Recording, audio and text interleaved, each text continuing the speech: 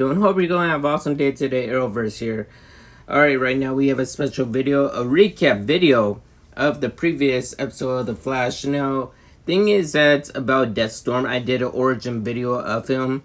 If you guys want to check out the origin video, I'll leave it in the tab above, or I'll end up leaving it at the end of this video right here.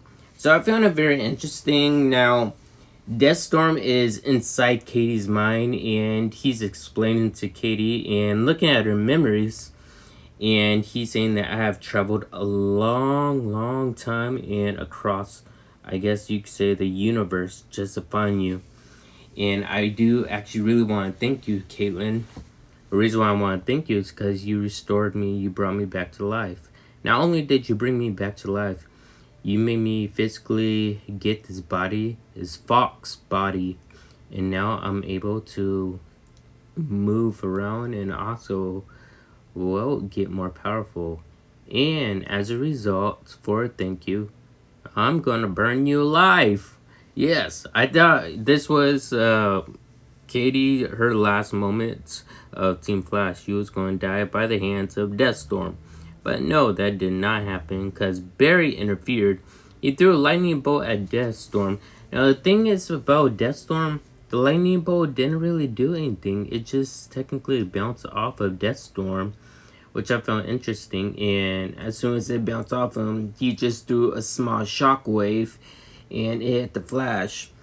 And he looked at Katie and said that, you know what, this isn't over. I definitely will be back. So he flies off. He flies away. Now Katie is telling the rest of the Team Flash what exactly happened. That was not Ronnie who I brought back. I'm sorry, Barry. I should have listened to you. Now Katie needs to be protected at all times. And they're wondering, you set your whole body on fire basically. So why aren't you burnt? You don't have a scar on you. And that is a mystery right there. Katie says that I'm not sure if he actually wanted to hurt me or not, but he does want me. So Barry says that, okay, you're on protective duty right here, 24/7. Cecile talks to Barry. She says, what's going on with you, Barry? I find something grieving within inside of you. He says Iris is missing, and, well, he gets a text message. This text message is from Sue, and Sue says Iris is back home. Barry's happy, so once Barry goes back to the loft and he talks to Sue and Iris, they fully explain to him what exactly happened, and Iris says that, Barry, I can see my past and my present, but I can't see my future at all. Meaning, Iris, she doesn't have a future, and she's like really worried about that.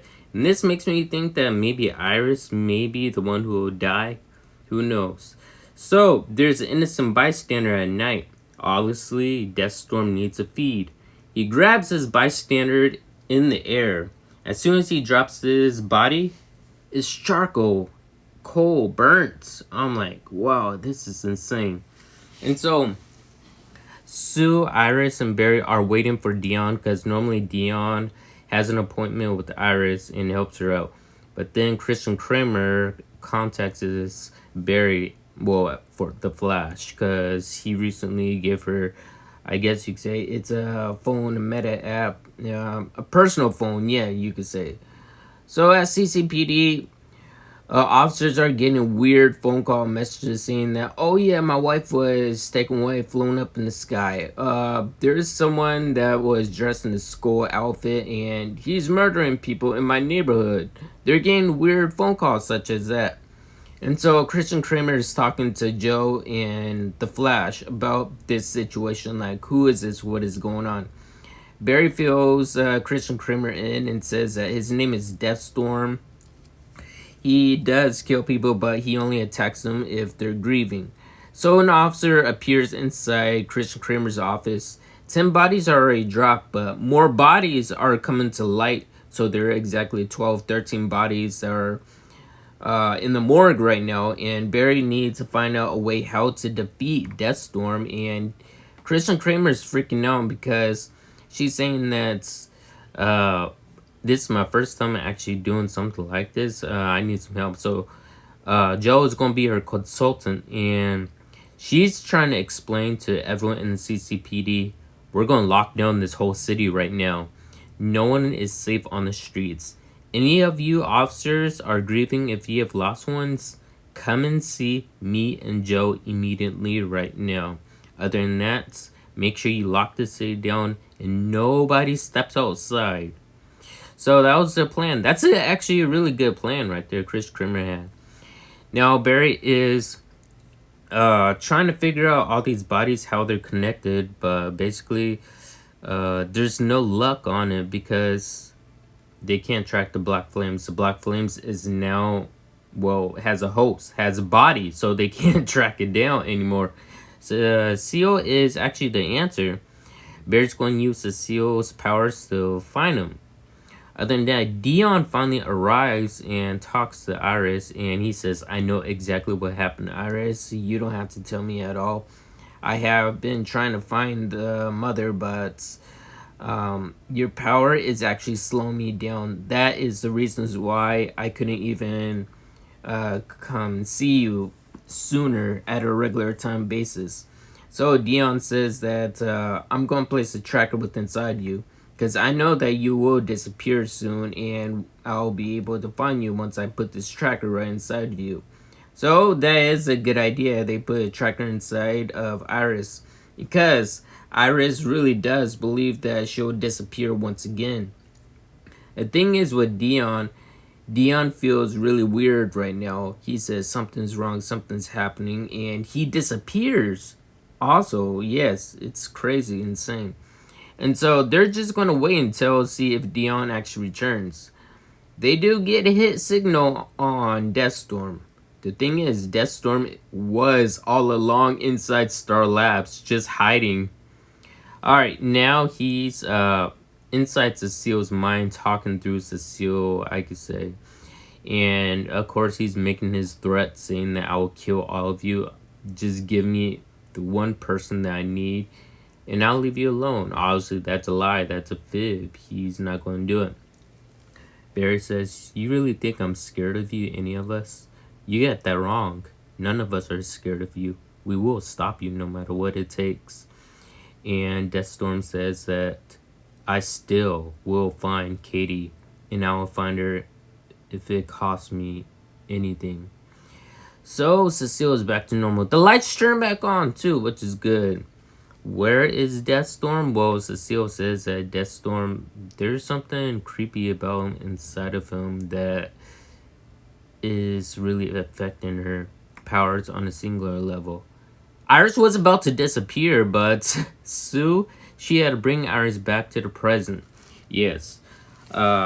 Katie, she was actually drawing something. It's pretty cool what she was drawing, but she gets thrown by Deathstorm. Now Deathstorm kidnaps Katie, and he's flying in the air. The thing is that Flashberry, he can't catch up to him because he's literally flying, because Deathstorm flies in the air, and he's going higher and higher in different velocity level. So Barry says to Chester, is it possible if I could my new boots, if I could ride the lightning? The answer is yes. Barry rid lightning. It was awesome. Alright. So Barry actually lost him because he saw they went inside teleportation, and it was like another universe where he teleported himself. And then he teleported himself back into, I guess, Earth Prime. And he was at a carnival. They're at the carnival, and he killed multiple people. And he goes up to Katie. He puts some powers inside Katie, and Barry finally actually arrives at the carnival. He sees Katie, like, her eyes are really weird, messed up. And she says, Barry, there's something wrong with me. She's going to end up explaining to everyone what exactly is going on. Now, her vital signs are okay. They're perfect. But the thing is that he said that he has traveled all the way across the world just to marry her and to turn her into, I guess, a Deathstorm like himself. Chester finds out the only way how to stop him is the chamber he was actually in previously. And the only person who could contain him will be Frost. So Frost, I guess she may sacrifice her life. Maybe she's the one who's going to die. Iris hears a weird noise inside the loft. Guess who it is? It's Eddie Dawn! I'm like, this is really weird. It's crazy. So we see Eddie, and I'm thinking, okay, this obviously must be Deathstorm right here, like messing with Iris. Okay, other than that, hope you guys enjoyed this video. If you guys are new, subscribe to the channel as always. And yes, I'll see you all in the next video, of course.